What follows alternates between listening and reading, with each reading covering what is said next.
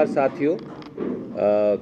सबसे पहले तो मैं हमारे अध्यक्ष हरमोहिंदर सिंह लक्की जी की मेरी ओर से और हम सब की ओर से सब पत्रकार साथियों का स्वागत करता हूं। इस विशेष पत्रकार वार्ता की क्या ज़रूरत पड़ी? आज हम एक विशेष विषय लेकर आपके बीच में आए हैं और वो है वो मामला जो पिछले 11 साल से मोदी सरकार बार बार कांग्रेस पार्टी को और कांग्रेस पार्टी के नेतृत्व को पर हमला करने के लिए इस्तेमाल करती आई है। वो है नेशनल हेराल्ड का मामला। नेशनल हेराल्ड के मामले में मोदी सरकार के बदले और नफरत की जो नीति है, की राजनीति जो है, वो 16 दिसंबर 2025 को, आज से 3 दिन पहले, ताश के पत्तों की तरह धराशाही हो गई जब स्पेशल जज एमपी एमएलए केसेस के जो हैं न्यू दिल्ली में, उन्होंने ईडी का जो केस है श्रीमती सोनिया गांधी और राहुल गांधी जी के खिलाफ, उसे सिरे से खारिज कर दिया। इसके साथ ही भाजपा के हाथों की कठपुतली बनी ईडी उसके अंधे इंतकाम की कार्रवाई को भी करारा जवाब मिला है। कांग्रेस पार्लियामेंट्री पार्टी की चेयरपर्सन श्रीमती सोनिया गांधी और लोकसभा में विपक्ष के नेता श्री राहुल गांधी, इनको 11 साल से प्रधानमंत्री श्रीमान नरेंद्र मोदी और मोदी सरकार टारगेट करती आई है। अंधे बदले की भावना से बदनाम करने की साजिश करती आई है, ये कहकर के नेशनल हेराल्ड के 5,000 करोड़ रुपए के एसेट्स जो हैं, उन्हें कांग्रेस नेतृत्व और कांग्रेस पार्टी ने उनका गबन कर लिया। आपने अखबार में, टेलीविजन में ये बार बार 11 साल से आप देख रहे हैं। और एक के बाद एक सरकार ने एजेंसियों को हथियार बनाकर इस्तेमाल भी किया। पर 16 दिसंबर 2025 को जो निर्णय आया है, उसने ये साबित कर दिया कि ना कोई अपराध है, ना कोई अपराध था, ना कोई अपराध हुआ था, और ये पूरा मामला बदले की राजनीति और रंजिश से प्रेरित था भाजपा की केंद्रीय सरकार के द्वारा, और इसीलिए वो सारा मामला कोर्ट ने सिरे से खारिज कर दिया। 4-5 महत्वपूर्ण बातें हैं जो अदालत ने कही, मैं आपके संज्ञान में लाना चाहूंगा। उन्होंने ये कहा, अदालत ने, कि 2014 से 2021 तक, यानी 7 साल तक श्री सुब्रमण्यम स्वामी शिकायत करते रहे, पर ईडी और सीबीआई को श्रीमती सोनिया गांधी और श्री राहुल गांधी के खिलाफ कोई क्रिमिनल केस का सबूत मिला ही नहीं। उन्होंने बल्कि फाइल पे ये रिकॉर्ड किया कि श्रीमती सोनिया गांधी, श्री राहुल गांधी के खिलाफ कोई फौजदारी का मुकदमा बनता ही नहीं, कोई एफआईआर दर्ज ही नहीं की जा सकती। ये हम नहीं कह रहे, ईडी और सीबीआई की फाइल पे रिकॉर्डेड है, जो अदालत ने देखा और उन्होंने उसे संज्ञान में लेकर जजमेंट में रिकॉर्ड कर दिया।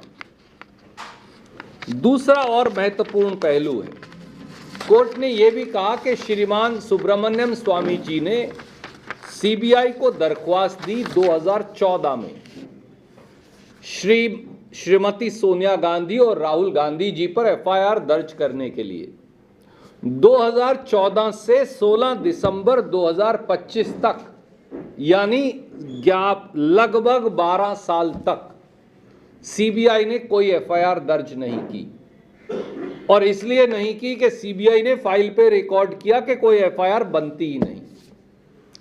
इसके बावजूद मोदी सरकार ने ईडी पर प्रेशर डलवाकर 30 जून 2021 को मनी लॉन्ड्रिंग का एक मुकदमा राहुल जी और सोनिया जी पर दर्ज करवा दिया और कांग्रेस के नेतृत्व पर। तो कोर्ट ने यह निर्णय दिया कि भैया, जब एफआईआर है ही नहीं तो ईडी कोई मुकदमा दर्ज ही नहीं कर सकती, इसलिए ना सुब्रमण्यम स्वामी को एफआईआर दर्ज करवाने की कोई दरख्वास्त संज्ञान में ली जा सकती और ना कोई मुकदमा ना सोनिया जी पर बनता, ना राहुल जी पर बनता, ना कांग्रेस नेतृत्व पर बनता। इसीलिए ईडी के ने जो ईसीआईआर दर्ज की थी उसे सिरे से खारिज कर दिया। ये है। अब नेशनल हेराल्ड मामला है क्या और उसका सत्य क्या है ये भी जानना आवश्यक है। अक्सर हम केवल इतना कहकर छोड़ देते हैं, तो मैं आपको प्रेस विज्ञप्ति में लिखकर भी दे रहा हूं, पर मुझे ये आपको बताना आवश्यक है। अंग्रेजी हुकूमत के खिलाफ जब कोई अखबार, मैगजीन, तब टीवी तो था नहीं, लिखते नहीं थे, तो पंडित जवाहरलाल नेहरू ने और बहुत सारे स्वतंत्रता सेनानियों ने मिलकर एक अखबार की स्थापना की जिसका नाम है नेशनल हेराल्ड। उसका हिंदी एडिशन था नवजीवन, उर्दू एडिशन था कौमी आवाज, ताकि लोगों तक पहुंचा जा सके। अंग्रेज को इस अखबार से खतरा था, इसलिए जब भारत छोड़ो आंदोलन चला 1942 में, तो उन्होंने इस अखबार पर बैन लगा दिया, सारी मशीनें जब्त कर ली। इस अखबार की कंपनी, ये अखबार जब भी कोई बनाते हैं, आप तो खुद अखबार नवीस हैं, उसकी कोई कंपनी मालिक होती है। नेशनल हेराल्ड की मालिक है एसोसिएटेड जर्नल्स लिमिटेड, और यह कंपनी 1937 में बनी थी, पंडित जवाहरलाल नेहरू द्वारा बनाई गई थी।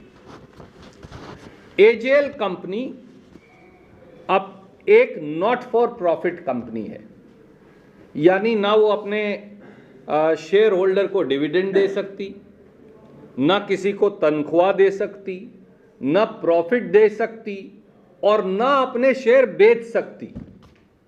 कानून है उसके मुताबिक बनाई गई थी। जब मुल्क आज़ाद हो गया तो एसोसिएटेड जर्नल लिमिटेड के पास वैसे संपत्ति भी कोई नहीं है, एक संपत्ति है बस पूरे देश में, वो लखनऊ में, बाकी सब लीज प्रॉपर्टीज हैं। तो 5,000 करोड़ की प्रॉपर्टीज कहाँ से आएंगी? एक ही प्रॉपर्टी है बस उनके पास, कोई वो मालिक ही नहीं किसी चीज़ के। अखबार चलाते हैं, लीज पे प्रॉपर्टी ली हुई। एसोसिएट, जब देश आज़ाद हो गया तो बहुत सारे अखबार आए जिनके आप प्रतिनिधित्व करते हैं। धीरे धीरे वो अखबार स्वतंत्र रिपोर्टिंग करते थे, वो अखबार चले। कांग्रेस सत्ता में थी, अखबार बहुत ज़्यादा नहीं चलता था, तनख्वाह जो है कर्मचारियों की फिर भी देनदारी थी, तो लगभग 90 करोड़ की अखबार की देनदारी हो गई। अखबार अक्सर नुकसान में चलते हैं, आप मुझसे ज़्यादा जानते हैं, बहुत कम फायदे में चलते हैं। कांग्रेस पार्टी को यह लगा कि ये स्वतंत्रता संग्राम का अखबार है, हमारा अखबार है जिन्होंने देश की आज़ादी की आवाज़ है, इसलिए कांग्रेस पार्टी ने समय समय पर कर्मचारियों की तनख्वाह, कर्मचारियों की प्रीमेच्योर रिटायरमेंट का पैसा, कर्मचारियों के डिविडेंड्स, बिजली के बिल, पानी का बिल, हाउस टैक्स का बिल, अब मुझे तो इसमें कुछ करप्शन दिखती नहीं है इन बातों में, वो पैसा दे दिया कांग्रेस पार्टी ने अखबार के लिए। और वो कुल राशि जो लगभग 22 साल में अनेकों किश्तों में दी गई, वो 90 करोड़ रुपया बनती थी। तो अब 90 करोड़ अखबार को देना पड़ा, क्योंकि वो तो अखबार के तो लिए तो हमने दे दिया, तो कांग्रेस पार्टी को उन्हें देना था। अब कांग्रेस पार्टी को वो पैसा देते कहाँ से? अखबार पैसा नहीं कमा रहा। तो वकील साहिबान की सलाह पर हमने एक कंपनी बनाई, यंग इंडिया लिमिटेड। वो भी नॉट फॉर प्रॉफिट कंपनी है, यानी वो कोई मुनाफा नहीं दे सकती, कोई डिविडेंड नहीं दे सकती, किसी को तनख्वाह नहीं दे सकती, डायरेक्टर को अपना शेयर बेच नहीं सकती बाजार में, किसी नॉट फॉर प्रॉफिट कंपनी को गिफ्ट में ही दे सकती है। उसने ये सारा 90 करोड़ टेक ओवर कर लिया कांग्रेस पार्टी से। उसमें सोनिया जी हैं, राहुल जी हैं, ऑस्कर फर्नांडिस जी जो अब स्वर्गवास हो गया वो थे, मोतीलाल वोरा जी जो स्वर्गवास हो गया हमारे कोषाध्यक्ष थे वो थे, सैम पिट्रोडा जी हैं, सुमन दुबे जी हैं जो इंडिया टुडे में एडिटर रहे, ये सब लोग हैं। तो इस कंपनी ने उसका हमारा डेट टेक ओवर कर लिया बस। अब वो ये कहते हैं कि क्योंकि तुमने डेट टेक ओवर कर लिया तो तुम एजेएल के शेयर, नेचुरली एजेएल ने इस कंपनी को शेयर अलॉट कर दिए। भाई वो पैसा दे नहीं सकते, तो उन्होंने कहा भी पैसा नहीं दे सकते तो पैसों के बदले में नोशनल शेयर ले लो, तभी तो कोई कंपनी को पैसे दे पाएगा।